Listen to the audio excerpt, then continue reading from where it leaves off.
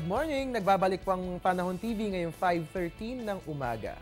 At sa puntong to, silipin po natin ang weather condition sa selected areas ng bansa. Unahin po natin sa Rojas, mataas ang temperatura, meron tayong 26 to 31 degrees Celsius. Pinakamababa po sa Cabanatuan, meron tayong 22 to 31 degrees Celsius.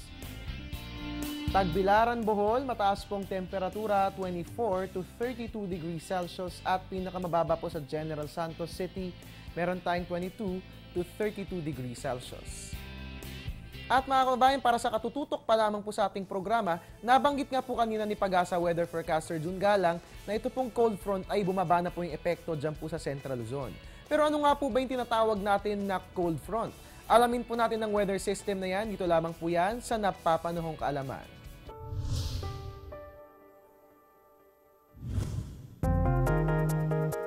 Tuwing masama ang panahon, madalas nating naririnig ang mga katagang cold front at tail end of a cold front. Tinatawag na cold front ang transition zone kung saan tinutulak ng malamig na hangin ang mainit na hangin pataas. Gumagalaw ito mula northwest papuntang southeast. Kapag ang cold front ay dumaan, maaaring bumaba ang temperatura ng apektadong lugar hanggang sa 15 degrees Celsius sa loob ng isang oras. Dala-dala nito ang malalaking cumulonimbus clouds na kaakibat ng mga thunderstorms at rain showers.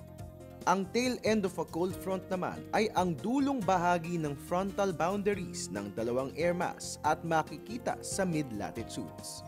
Dala-dala rin nito ang pag-ulan at ang maulap na kalangitan.